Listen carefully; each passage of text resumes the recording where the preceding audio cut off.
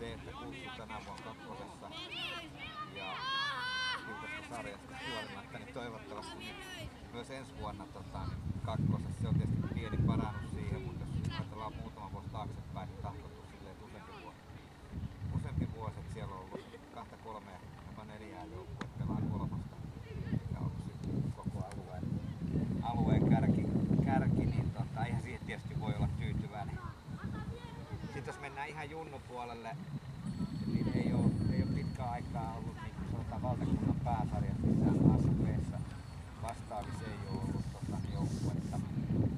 Jossain poikien P1, tyttöjen P1, aina käy joku joukkue kokeilemassa vuoden 2 ja tulee sieltä alas.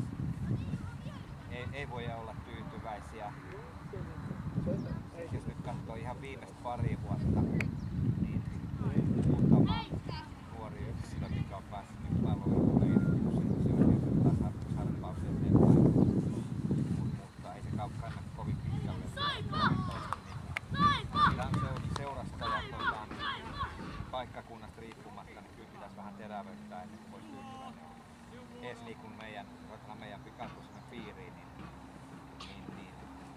kyllä Mikkeli, Kotka, Pohjois-Kymenlaakso, Kouvola seutu, niin kyllä tällä hetkellä ohjaa. Ja tietysti Mikkelissä ja Kotkassa on jalkapallon perinteetkin jo tavallaan vaatii sitä, mutta kyllä ne ohjaa ja vielä tällä hetkellä. Nyt on se hyvä, että jos verrataan entisiä aikoja, että meillä on nyt olosuhteet kunnossa. Nyt me ollaan päästy niin Mikkeli ja Kotka-tasolle. Saatiin tuo Imatralle tuo halli. Jopa ohi niistä. Joo. Et meillä on lämmittävä Tekonurmi Lappeenrannassa Imatralla olosuhde ja nyt vielä Lappeenrantaan tulee toinen halli. Et nyt me päästään niin samalle tasolla, missä Mikkeli ja Kotka on jo 25-30. Me ollaan annettu tässä valtavasta tasotusta. Kesäolosuhteita meillä on silleen, että ne on hyvä. Viime vuonna kun oli sotilaiden jalkapallon SM-kilpailu, siellä porukka oikein kysyi, minkä takia meillä on niin alhaalla, kun teillä on olosuhteet, kentät aivan mahtavassa kunnossa. No niin, kun tuossa alustajakin sanoi, niin kyllä se pitäisi yhdistää. Me ollaan leikitty kuin hippasin lololla. Onhan Uuslaavolosta tai Imaran pallo tai mistä. Nythän matkustaminen on helppo. Aina meillä on riita ollut, Saku tietää siinä, että missä puhallettaan, niin mennään sitten vaan Kyllykoski, sitten löytyy liikettä. Niin näin kyllä alustaja sanoi hienosti, minusta se oli aikuistasolla A-junnarit, B-junnarit, mikä tämä on yhteinen peli. Tämä oli minun selvä näkemys. Hyvä, mennään sitten eteenpäin ja Teni saa jatkaa, niin millaisia muistoja on paikallispeleistä 80-luvulla? Hirmu muisto. Kyllä siellä silleen oltiin, että vähän aika kovia oltiin aina naapureille, mutta kyllä kerran rokotti naapurillekin. Se oli Kuusaakosken Kumu, niin hävittiin 8-2. Ja kansa oli silloinkin 700 katsomaan. Silloin jäi vielä Kuusaaporukut valokuvatkin tämän kentän, niin niin kukaan ei tunnusta. Että kyllä meillä on 9 peliä kakkosessa silloin, kun teki siinä veteli sitä ennen kuin hävittiin. Voitettiin nämä pääsarja häviöitä kilpailu 9 peli siinä on mestaruussarja 1 ja 2. Saatiin Helsingin herrat nosti silinterit antoi puhtaan pelin pyty. Seuraava peli hävittiin. Kyllä meillä hieno porukka sinänsä. Siinä oli Lauritsalasta lähiympäristöön. Kyllä minä sanoin, että oli niin kova porukka. Tein sen tempun, että laitoin A-junnarit tulee. Ne katsoi hullu tää, kun juoksuttaa 15 kilometriä talvipakkassa. Ja siitä pyrit ja nämä kaikki muistaa. Sitten itse tajus, ei niin kovasti pitäisi juoksuttaa. Velipoikakin sanoi, kaveri kysyi, mikä se on? Onko huiluher? Oli pakkosta Tenijuhli helvetin kova. Et siinä on se harjoitus, niin kyllä se oli hieno meininki. Sitten kun ajattelin, että minä itse urheilin, sitten minä olin täällä kenttäpäällikkönä ja tein näitä urheilupaikkoja, niin aina oli niin urheilu, ei pystynyt täyttämään missään vaiheessa. Siis kun me nykyaikaa tempomaan, niin kyllä se pitää olla resurssit sellaiset ja huolto ja kaikki. Se pitää pelata. Ja matkalle kun lähdetään, niin kaikilla pitää olla se tehtävä, että ne on linja-autot tai millä kuljetaan ja hyvissä ajoilla. Mutta kyllä ne kaverit vissi otti vähän oppivat niitä vähän. Näin se on. Että kyllä niillä on täydet konnetukset heitä puheenjohtaja, kyllä ne paikallispelit silloin 80-luvulla pelattiin 84 Lauteepeitä ja Lapaa vastaan. Oli kauden kohokohtia tosiaan. Että oli siellä hieno pelata kuin yleisöä. Ja sitten oli vielä vähän semmoista vanikulttuuria, että siellä rummut pärisi ja torvet soi ja vähän lehdistö hehkutti vielä niitä tapahtumia. Itse pidi Slavultaan, missä Manka kävi nyt kylässä, niin kyllä vaan hienoja muistoja siitä ajalta. Ja rehtiä peliä. Ihan todella todella rehtiä. Eikä suojuksi. Ei suojuksi. Niin harvoin varmasti joutuu seuran puheenjohtajan niin lehdessä kiittämään kannustamaan asiaa. Joo.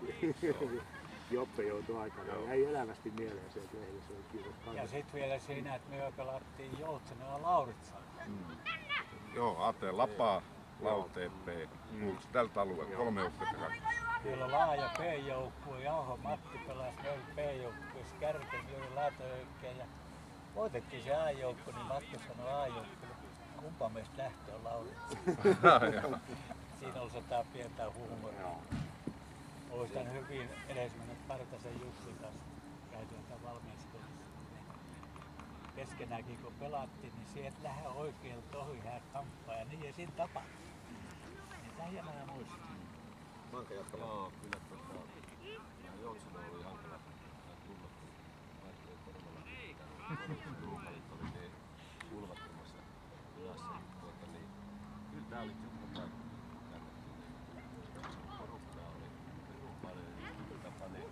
Fanikulttuuri oikeastaan oli jalkapallossa vaan silloin. Oli ne muutamat vuodet oikeastaan. Nää oli kadonnut meidän kanssa. Hienoja matseja. Joo, ja siitä vanikulttuurista me käytiin Helsingissä pelaamassa. Vanit tuli kurkkupurkkien kanssa sinne. Kun silloin pallon pubisi tulee ja lasketaan sisään. Eikö tää Häyrinen Väliössäkin mainittua ikänänät niin raakattu. Tällaisenkin sattuu. No niin, mennään keskustelussa eteenpäin ja Pöri saa jatkaa. Eli mikä on pelaajatilanne tällä alueella? Löytyykö tältä alueelta kakkosen tason pelaajia? No joo, me pelataan kakkosessa, niin onhan meillä kakkosen tasoisia pelaajia. Me on edellisen kerran ollut silloin, oli kutsua vetämässä ja nosti 3-2 ja yritettiin niin omalla ryhmällä sitä samalla joukkueella, millä noustiin. Me ei kyllä pärjätty, me jäätiin 5 pisteeseen koko kautena. Nyt sitten tälle vuodelle, kun tämä paikka auki niin tammikuussa, niin tilannehan oli silleen hurja, että pelaajaliikenne on, voi sanoa, melkein mahdotonta ja sitten mietittiin, että miten lähdetään. Sille oli ihan selkeä, mitä tarvitaan joukkueeseen ja lähdettiin hakemaan vahvistusta ulkomailta ja onnistuttiin kohtuullisen hyvin ulkomaalaispelaajissa. Molemmat jenkit on ihan todella hyviä pelaajia ja sitten Puerto Ricon miehet on hyvin auttanut joukkueita. Ollaan silleen, että yksi selkeä floppi oli tämä Ultsa. Kyllä meillä semmoinen ongelma vähän on, että jos vaikka me pantaisiin nyt tässä joku sanoo, että pannaan kaikki yhteen, niin en ole ihan varma, että riittääkö pelaajia taso niin pelata, että sarjapaikka säilyy. Varmaan rimpultaisi sarjapaikasta, mutta se, että riittääkö ilman ulkomaalaisvahvistusta ja oma alueen pelata, se on vähän, se on kyllä iso kysymys. Korkein taas kakkosen niin keskikastiin mieluummin sitten. No joo, niin. Tällä hetkellä ainakaan. Kyllä. Ei pitää olla kaveri, ja hyppää tataminen tavoitteet. Vaan se mies tietää sille kärjää muuten, että menee harjoittelemaan, taas harjoittelemaan, vielä 3 harjoittelemaan. Yes. Seuraava Saku Puhakaiselle. Miten juniorijalkapallolla menee Etelä-Karjalassa tällä hetkellä? Lähellä käytännön toimintaa. Mikä on näkemys? No me mennään ainakin Lauteepen hyvin.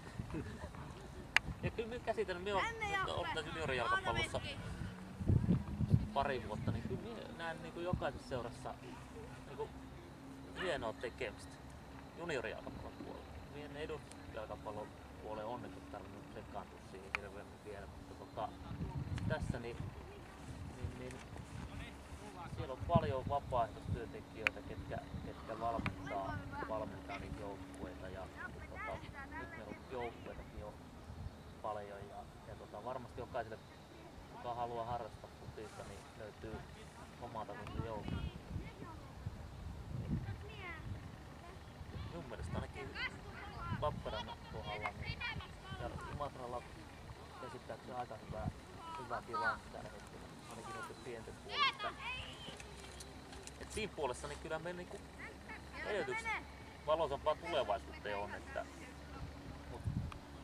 tosiaan se on tietysti meillä on porras niinku kuntoon, että se ei auta, että meillä on niinku teehen ja siihen asti suunnilleen on niinku pelaajapolku olemassa tai jonkunnäköinen jokaisessa seurassa, mutta mitä sitten sen jälkeen, niin en osaa sanoa siihen. Sitten Manka, jatka vaan. Joo, mun mielestä me pitäisi Imatran Lappeenranta välillä niin saa se juniori oikeutta sillä lailla yhteen, että me löydettäisiin ne elemet sieltä, että emme tarvitse mennä Karhulaan tai Mikkeliin mukaan yhteisjoukkoja. Meitä pitää niin tältä alueelta saada ne pois.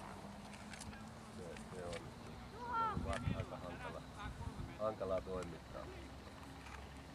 Voisi olla enemmän niin kuin sellainen, mitä haettaisiin vahvemmin. Onko tässä miten kauan aikaa, kun oli semmoinen varteenotettava A-junnu joukkue? Jaha, Nyt oli jo kova kysymys. Nyt oli paha kysymys. Niin, varteen otettava. Oltiin ainakin Luvulla ja pasauksia. Meitä on ollut piirissä 17 vuotta, niin ei ainakaan sinä ajoin. B-junnu joukkue silloin 94. Me Ruotsahan Ranukas vettiin piirijoukkueet. Ranu veti sen piirijoukkueet, me Peerit piirijoukkueet. Ja me jollain pelimatkalla talvella pohittiin, eikö näitä millään saataisi yhteen. Sitten siitä kasattiin se 79 joukkue, Lapaa, Kultsu, Pasa yhteen. Ja siitä joukkueesta tuli Niemisen Teroa, Rantalaisen Saulia, Korpela Tuomasta. Sitten tuli, eikö se Hyyrysen Maikkikin jo sitä? Sitten tuli, me laskettiin joskus 10-11 pelaajaa tuli ykkösdivisioonaa kautta liigaa. Ja ne pelas 2 vuotta niin kuin PEN, me ykköstä ja mestarussa. Ne vaihteli siinä, että ne ei välillä pysy siellä ja sitten taas tippuu. Mutta siihen aikaan sai aina nousta keskikauden. Ja se oli hirmu hyvä malli ja sitten en tiedä mihin se oikein kaatui sitten. Se saatiin silloin vaan aikaiseksi. Se oli äärettömän. Joo, Manka, jatka vaan. Enemmän miettii, on huolissaan B-junnuista kuin A-junnuista. A-junnuja nyt ei tarvitse niin ajatellakaan, että milloin sellainen tulee, koska kyllähän ne pitäisi pelata jo korkealla miesten tasolla, ne pelaa. Ei enää. Ehkä niin tämä B-junnu ikäluokka on vielä niin sellainen, ja sieltäkin pitää löytyä jo edustusjoukkueeseen pelaajia. Parhaimmillaan ne A-junnut on jo vähän niin kuin kakkosjoukkueita. Parhaimmat A-junnut pelaa ilman muuta miehissä jo. Me ollaan puhuttu jonkun verran tuolla liitosarjoistakin, jossain vaiheessa varmaan meneekin uusi. Se ei tällä hetkellä A1, valtakunnallisen sarjan, se on toisaalta ihan turha, koska A-ikäisen pitää pelata Se on samaa mieltä, koska tuo A-junnu on niin kuin jalkapallossa aivan silleen turha ikäluokka, että siihen ei oikeastaan Suomessa 10 joukkoa SM-sarjaa, 1 sarja ja tosiaan B-junnusta pitäisi kyllä niin sitten pysty siirtymään sitten miesten peleihin. A-junnu ykkösdivarin ei ole enää. No onko se niinku B-junnu ikä, missä se polku katkee? Nää varmaan tietää paljon. Nää missä ei se, en tiedä miten se katkeeksi mihinkään. Meillä ainakin B-junnusta siirtyy suoraan sitten, kenen taso riittää, niin edustusjoukkueeseen. Esimerkiksi niin nyt on meidän B-junnuilla niin tulee sellainen 7-8 tavallaan B-junnuihin yli-ikäisiä tämän kauan jälkeen. Niistä varmaan 4-5 4-6 on sellaisia, mitkä pitäisi pystyä olemaan sen mun edustusjoukkueen mukana. Se, että jos siellä mä oon pelaamaan, niin pitäisi olla se seuraava vaihtoehto, missä pystyisi pelaamaan sellaisia kehittäviä pelejä, jos siellä mahuu vielä 3 esimerkiksi pelaamaan, niin mikä sitten se seuraava taso on. Kyllä siinä aika pitkälle tulee se pelaajamäärän ongelma, se alkaa vaan kaventua siinä, että sitten pitäisi vaan enemmän lyödä yhteen sitten taas että harvalla seuralla on oma P-junnu mahdollisuus laittaa. Tai niin se on aika laaja kirjo pelaajia ja yli-ikäisiä mukaan. Minkä ikäinen se olit, kun silloin kun he Kultsuut oli ykköstä?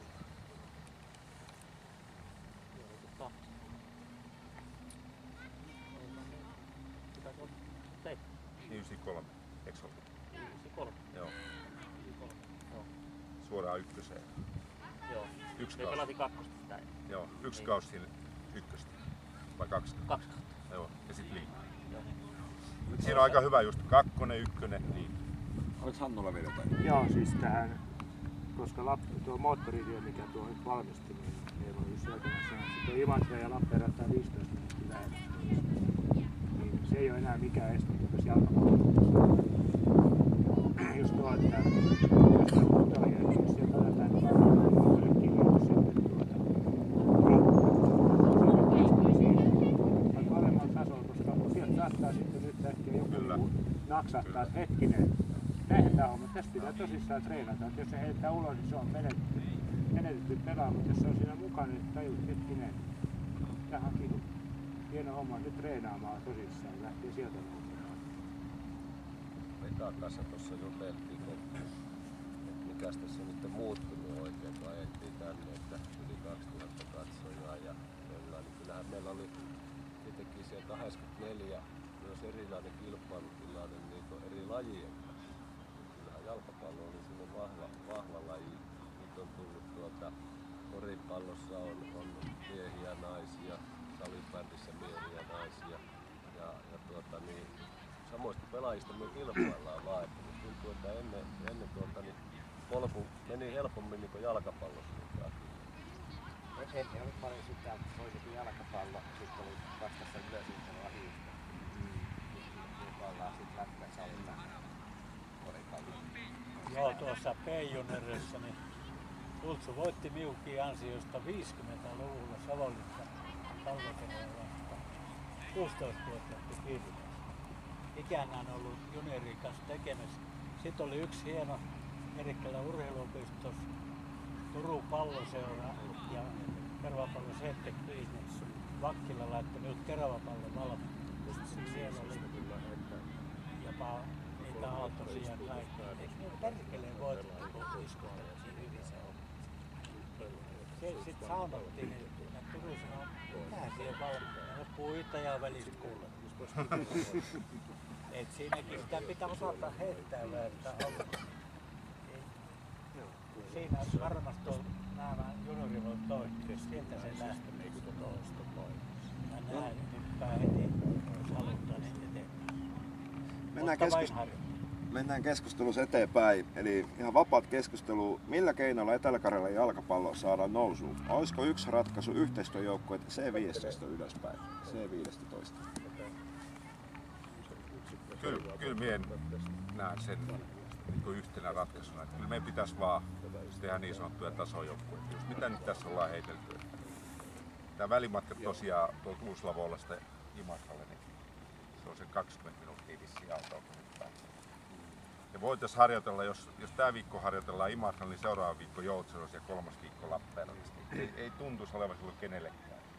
Tai luulisin, että ei olisi kenellekään niin rasite. Onhan jääkiekko tehnyt tätä jo vuosikausia, että ketterämiehet ja saipamiehet on ajellut ristiin asti. Miksei me pysty siihen? Uskoisin. Se on monessa lajissa sama juttu, että se yhteistyö, että kuka sen uskaltaa avata. Joo. Karjalainen kateus, ehtymätön luonnonvara, niin se valitettavasti edelleen on voimassa. Mutta jos se nähtäisi silleen, että se tuottaisi kaikille tasokkaampia pelaajia ja sitä kautta tasokkaampaa jalkapalloa, jos sitä kautta se lähtisi yleisöpäin. No aina se pelkotila, ja oikeastaan niin Joutsenossa ehkä vieläkin helpommin tulee, että kun lähtee 11-vuotisista pelaajia johonkin muuhun seuraan, niin sitten ei ole joukkuetta. Joo.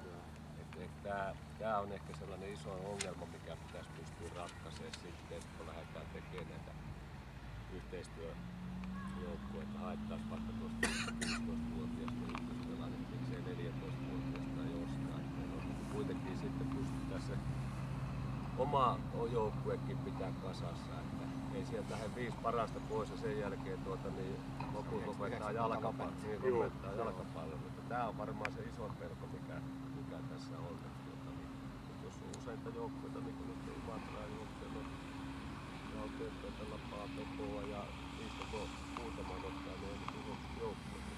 Reijo voi kertoa varmaan miten Kouvola, nyt on lähin esimerkki varmaan miten KJP, Kouvolan jalkapallo on jollakin tasolla ainakin tuossa toimimaan. Joo, kyllä me niin just sanoisin, että kyllä meillä on tarkoitus vielä tässä, menee varmaan lokakuun puolella sen Saimaan turnauksen toisen osan jälkeen, niin tarkoitus kutsua nämä kaikki Etelä-Karjalaisten seurojen puheenjohtajat ja vaikka joku hallituksen jäsenkin vielä mukaan tämmöiseen yhteiseen palaan väliin, missä voisi sanoa melkein taas kerran, että onko niitä yhteistyömahdollisuuksia nimenomaan sen Kouvola KJP-mallin mukaisesti, että ketään seuraa ei ole niin lopettamassa eikä yksikään seura on niin toista tärkeämpää, vaan samaan visiko siellä ne 6 seuraa tekee niin yhteistyötä niin moneen muullakin alueella, eikä pelkästään vaan siinä valmentamisessa, eikä keskitytä siihen jonkun joukkuetta sarjapaikkaan, vaan tehdään ihan niin kirjalliset yhteistyösopimukset, niilläkin on siellä. No, pelaajakehitys on yksi tietysti tärkeä osa, sitten siellä on katsojamäärät, talous, olosuhteet ja sitten harrastajamäärät, niillä on 5 tämmöistä yhteistä työryhmää, jotka säännöllisesti katsoo niin silleen, että katsoo koko sitä Pohjois-Kymen laaksoa, eikä kukaan katso niin pelkästään itseltä. Onhan siinäkin, se kesti 1,5 vuotta silloin Kouvolassa sen yhteistyökuvion synnyttäminen, ja onhan siinäkin nyt ollut, ei se mitään ruusulla tanssimista ollut niin koko aikaa, ja vähän oli, just mitä Manka tuossa puhui, niin vähän sen tyyppisiä ilmiöitä siinä alussa, joita esimerkiksi se P-junnujen mikään niin saatiin aika nopeasti kasaan semmoinen, niin voi sanoa ihan kelpo ryhmä, niin kyllä sieltä meinasi sitten se harrastajapuoli ja haasteosa jäähän, vaikka se sopimusten mukaan meni silleen, että siihen on tehty 3 tasoa, että meillä on kilparyhmä, sitten meillä on siihen haasteryhmä ja sitten on harrastajaryhmä vielä 3. Mutta nyt siitä on päästy niin pikkasen jo ainakin takaisinpäin ja niin, silleen näyttää tietysti hyvältä, että tämän kauden jälkeen siihen liittyy myöskin tytöt, ettei unohda sitä tyttöpuolestakaan kuitenkaan sitä alueelta, niin samalla viisin 6 seuraa, mutta tekee tyttöjen kanssa yhteistyötä. Ja jos nyt katsoo vaikka sitä P:tä, mikä siellä tällä hetkellä on se P-divarissa 2. Ilman taistelee sitten SF-karsintapaikasta, niin Estalvelle, niin kyllä se niin näyttää, että se toimisi. Joo, vinkkailinkin vähän aikaisemmin tuosta samaa justiin tää tyttöpuoli, että tyttöjen yhteistyö seurojen välillä ei ole mikään ongelma Etelä-Karjalassa. Sehän on ihan luonnollista, että poikien kanssa ei vaan saa, mistä tää sitten mahdollisesti voi johtua. Kyllähän tää on mennyt hyvin helposti, että ketä tyttöjä pelaa, niin alkaa pikkuhiljaa sitten olla Pepo mukana siellä V-tytöissä ja naisissa. Että kyllä se niin sieltä hakee sen helpommisen, mutta poikapuolella tämä on ongelma. Ehkä tytöt ei niin ole joikin mielestä sitten niin, no en sano tärkeitä, mutta niin, en tiedä mikä siinä on, mutta tää vähän huolestuttaa. Tyttöpuolelta ei valmentajat saa ihan niin iso kloota. No jos sellainen. Ai mikä tytär semmoinen on? Kyllä meillä Joutsenossa oli silloin Kolivaa Kataja. Aika kova. Pikkasen avusteli, siinä käytiin Maariaamina Nokia, se sitten loppui vissiin. Maleko otti yöstä enää, niin se loppui.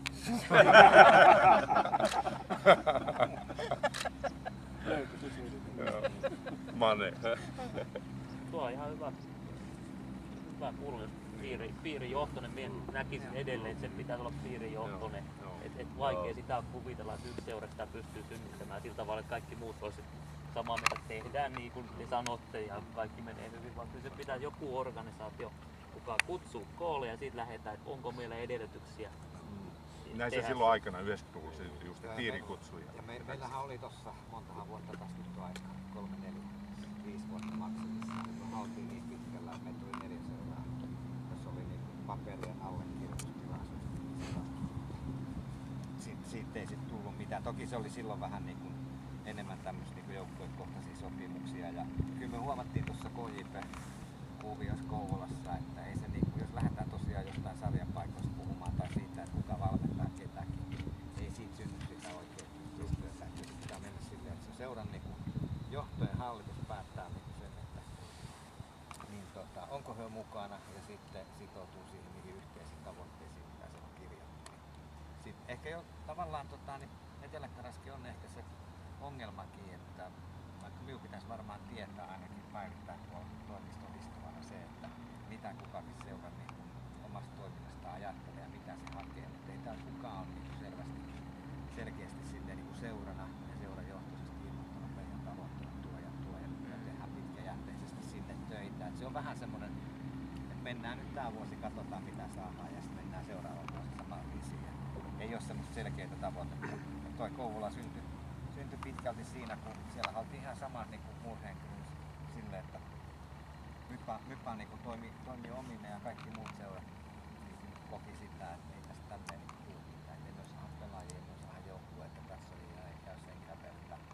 Niin sitten vaan niin päätin, että nyt on jotain tehtävä ja siinä kästi varmaan 3-4 ensimmäistä palaveria, kun näitä kaikki vanhoja särmiä hiottiin pois ja siivottiin sitä pöytää, että työ teitte 2 vuotta sitten sitä ja sitä ja työ veitte sen ja sen pelaajan ja sitten sieltä kaikki pois. Ne ensin pois puhuttiin selväksi ja sitten päästiin itse asiassa tekemässä niin kunnon töitä. Kymmenkunta palaveria se vaatii ennen kuin se oli kasassa, mutta kyllä se ainakin nyt tällä hetkellä näyttää, että se kannattaa ja nythän sitä ihan samaa sapuluna on tehty tuolla Lahdessa ja näyttää ihan hyvältä, että se toteutuu sielläkin. Mitä Manka jatkaa oikein? Joo, ehkä se mikä seuroilta puuttuu, niin se uskallus profiloitua joukkuetasolla seurassa. Joku voi olla harrastaja tai kasvattaja seura. Niin on niitä yhtä arvokas seura. Niin, ja silti tekee niinku loistavaa juniorityötä, mutta vähän hankalalta tuntuu, että meillä olisi 4 tai 5 kilpailuseuraa Etelä-Karjalassa. Jossain vaiheessa niin pitää vaan tunnustaa, että meillä voi olla 2 hyvää pelaajaa. Mitä me niillä tehdään, jos enemmänkin ja sitten niitä kehitysmahdollisuuksia. Vaan pitää löytää se yhteinen. Ja sitten raha on yksi asia. Se, että sitä ei ole millään seuralla liikaa. Ja Etelä-Karjala on todella pientalousalue. Ja se pitää tunnustaa, että jääkiekko vie tällä hetkellä termoineen ja mansikoineen ihan, että siellä ei jää kuin vähän sitä kakupohjaa muille jaettavaa. Onko se ykkönen sitten katto myöskin rahallisesti? Melkein sanoisin, että kakkonen on katto. Kakkonen joo siis. Itse valmentajana ja ykkönen, niin se oli tosi kova sarja.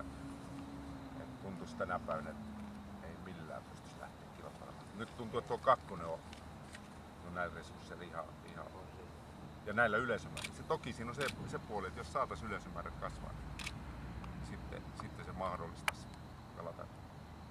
Se, että näillä katsojaluvuilla tuntuu ihan mahdottomalta. Nämä tekee todella, että jos pelaajat tekee arvokasta työtä ja valmennus, niin nämä, ketkä kerää rahaa, niin tekee ehkä kaikista kovaa. Se on niin tiukassa se raha.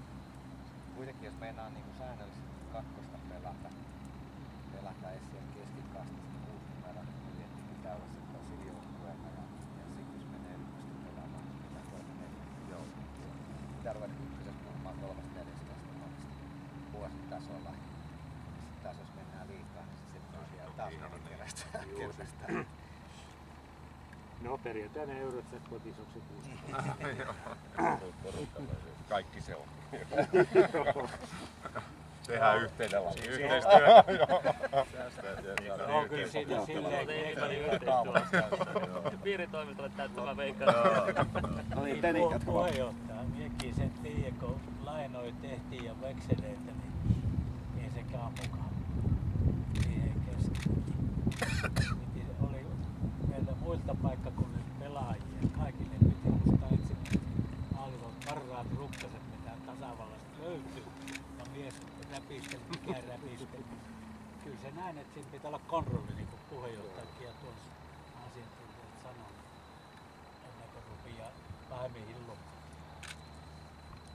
Hyvä. Mennään keskustelussa eteenpäin. Seuraava Marko Kailalle. Minkä tasoinen sarja on kolmonen? Kolmonen on esimerkiksi tällä kaudella on kyllä näkisin, että ihan kova sarja.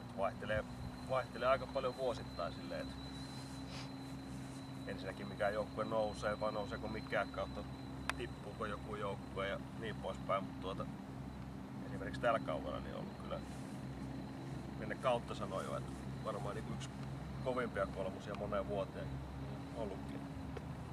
Sieltä on niin kolmesta on saatu niitä pahimpia puulaakijoukkueita pois niin Kotkasta.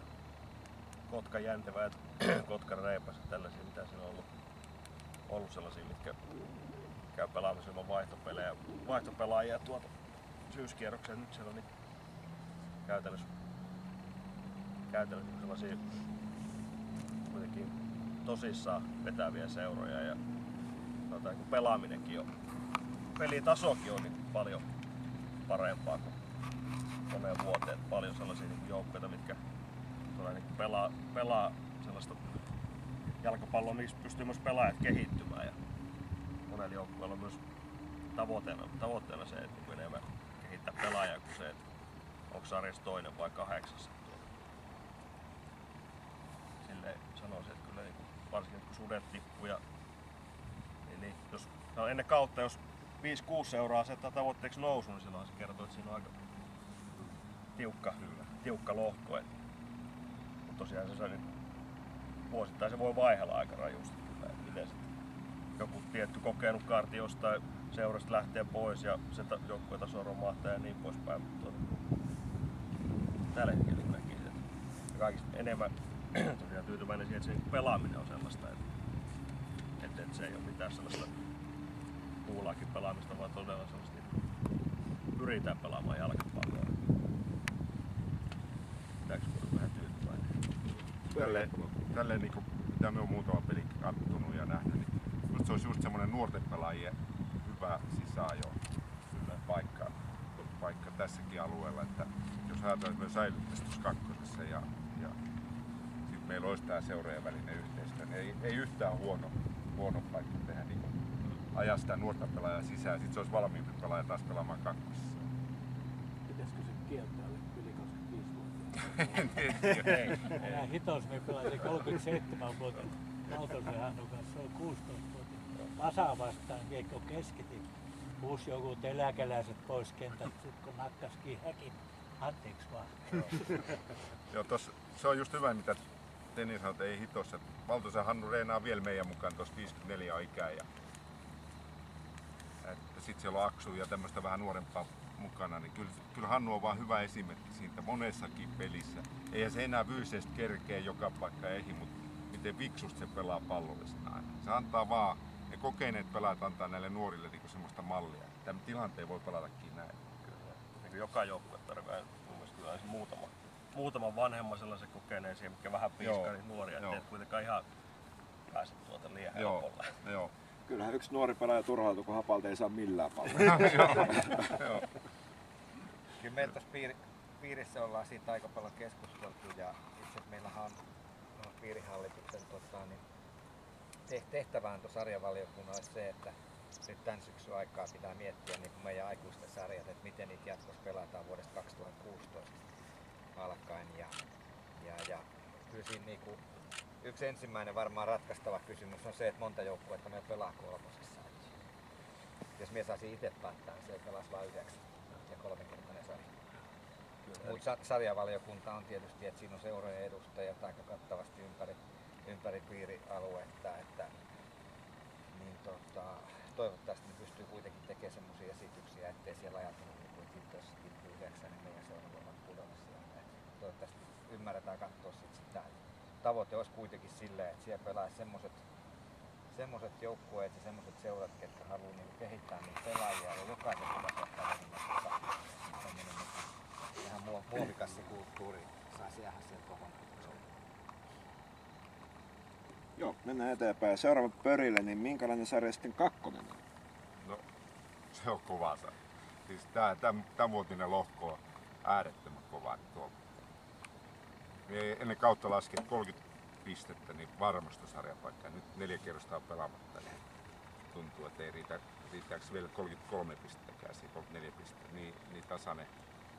Jokainen peli, mihin pitää lähteä niin ihan täysillä vetää ja silti niin ei ole ihan parhaalla miehistöllä. Ja vielä pitäisi olla leveyttäkin, kun pelataan niin paljon, 27 kierrosta vetää, niin pitää olla valtava leveä rinki, kun aina tulee pelikielto ja loukkaantumisia. Ja se on niin valmennukselle haasteellinen sarja. Jos vertaa just sitä vuotta, kun 3. noustiin 2, niin mä silloin kävi vähän tuurikin niissä karsintasarjan peleissä, mutta pelattiin hyvä kausi ja ajateltiin, että kyllä tällä niin voi mennä 2. Ei oltu ihan realistisesti, niin tosiaan 5 pistettä. Ja ei mitään jakoa ollut silloin. Että kyllä tämä loikka 3.–2 on iso. Ja se vaatii sitten pelaajilta sitoutumista, valmentajilta, seurajohdolta paljon rahaa ja se on ihan eri asia. No se on taas. Siitä on vielä isompi se niin, sitten on taas ykkönen on niin nykypäivänä niin kova sarja. Se loikkaus sitten liikaa on enää niin pieni. Joo, se näkee niinku SIK:stakin. Voittaja pärjää kyllä liigassa. Silloin me olleessa 2, niin minulla olikin kotikenttä, pallokenttä Helsingissä. Oltiin Fenit ja IFKit ja Ponnistukset ja Ruopalainen Hurjat. Ne on kaikki niin vähän nytkin. Joo, nyt on sama tilanne. Helsingin alueet on 5 joukkuetta ja se on siellä niin lykkäisiä ne välimatkat siirtyy niiden pelaajille. Ja ne saa niitä tasokkaita. Ja sitten juniorit on hyvä sillä alueella. Se työntää pelaajia koko ajan sinne kakkosdivisioon. Siinä on niin paljon massaa kuitenkin, että sieltä väkisin nousee. Joo. Eilen tuo Atlantis just meille oli hyvä. Meillä ei ollut niin eka jaksolla mitään jakoa siinä pelissä. Toisella jaksolla vähän pelisysteemi muuttamalla saatiin niin otetta sitä. Jopa ajoittain vähän jopa hallittiinkin peli. Mutta niin Atlantis on valmis ykkösen joukko. Se on niin paljon meitä taas. Pärjää varmasti olla joukkoja ykkösen. Siellä taas hyvä esimerkki näistä tukiainen niistä, että kenestä ei aina välttämättä tiedä, että milloin ne on juuri näin. Mies nousi 6. ja tekee varmaan uuden sarjan maalintekoennätyksen. 2. ykkös on ihan sama kuin tämä aluekin, että ollaan 2. ollaan tietyllä alueella ja sitten 1 on koko Suomi. Se Harppa on tosi. Se kokeilee jo perslihaksiakin linja-alussa. Kyllä. 27.9. Vaikka ei nyt enää cupin finaalisiin pelatakaan. Muistaakseni silloin se päivä, kun liittohallitus päättää näistä valtakunnallisista sarjauudistuksista tai sarjoista, että muuttuuko ne mihin vai eikö ne muutu mihinkään sitten 2016 vasta. Joo. Onko se ollut puhetta, että 2. vähennettäisiin joukkueita? Siellä on ollut puhetta sen 17 eri versiosta. Niin. Aina katsoisi vielä viime viikolla. Pippola Jarkko kotiinpettoa ja pääsi sarjassa mukana. Mä kuulin sitä, että oli just se vanhoja joulukään. Paljon erilaisia mielipiteitä ja jokaisessa se on tietysti hyvä huomioon. Se pitää vasta palkata ja liittohallitushan se lopullisesti päättää. Voihan se olla, että ne vie jopa sillä, että se vie sinne pari ehdotusta sitten liittohallituksesta ja jättää sen päättämään. Varmaan semmonen, mistä kaikki alkaa olla samaa mieltä on se, että 1, 2 ja liiga 2. Tuosta vielä tuosta sarjan kovuudesta, jos ajatellaan, että meillä on Puerto Rico maajoukkueesta 3 pelaajaa. Ja ne ei ole kumminkaan sitten tuossa sarjassa, niin ne on ihan rivipelaajia. Se kertoo niinku 2. tasosta, kyllä kova sarja on. Alekset Säki ihan parhaimpana päivänä on hyviä 2. pelaajia, mutta ei kumminkaan sille erotu massasta ja huono tai pikkusen jäljestä. Kyllä laadukas sarja on 2. Tosi laadukas. Varmasti semmoinen pelaaja, joka pelaa säännöllistä 2. pari kautta, niin on mahdollista taas mennä eteenpäin. 1 ja liigaan. Tältäkin alueelta. On. Hyvä, mennään viimeiseen kyssäriin. Eli 13.9. kello 13.30 pelataan täällä Joutsenen keskuskentällä Kultsulegendat vastaan Lapalegendat. Millä mielin otteluun? Ja Teni vaikka aloittaa sieltä. Voitto mielellä. Se on pitkiä lekkiä sen. Ei tarvita sen. Pojat on aloittanut jo juoksutreeniä. Niin joo. Toivottavasti ei moni loukkaantu ennen pelistä. No se oli puoli vähän sitä tässä, mutta kuitenkin. Ei kai sit kehkeydy ihan mukavaa. Pöri jatka vaan. No Niin, toivottavasti mahuu avaukseen. Joo, Telia sen päättää. Että aina pelataan täysin. Sitten vapaa siemaan. Ympärillä ja huolissaan, kun täällä on vaihtopenkki. Meillä on huoltajia enemmän nimittäin kuin pelaajia. Siellä on lonkkaa ja polvea niin paljon, että niin, ketkä ei pysty pelaamaan. Aika nuorekkalla porukalla lähdetään menemään. Ja Pörikas juteltiinkin pari viikkoa sitten huumori mielessä. Joo. Siihen loppuhuumori, kun vihelti tuomariin pilliin, niin silloin lähdettiin vetää täysillä alusta loppuun. Tietenkin enää ei ole kovin pitkään se täysillä vetää. Tosi ilossa on ja tuossa etitty pelaajia. Ei nyt hekseletä vielä. Kuka Raukka joutuu tuoksi? Siihen tavoiteltiin Litmasen Osea, Tujula Urkkia ja sitten Raitalan Matti, eli joutsunlainen kolmikko, mitkä on paljon tehneet joutsunlaisen jalkapallon eteen. Ose sanoi, että hän on niin vanha, että hän ei pysty, ja Raitalan Matti sanoi, että hän on ja että ei hän jaksa. Tujula Urkki 76V ilmoittautui, että totta kai hän on tällaista.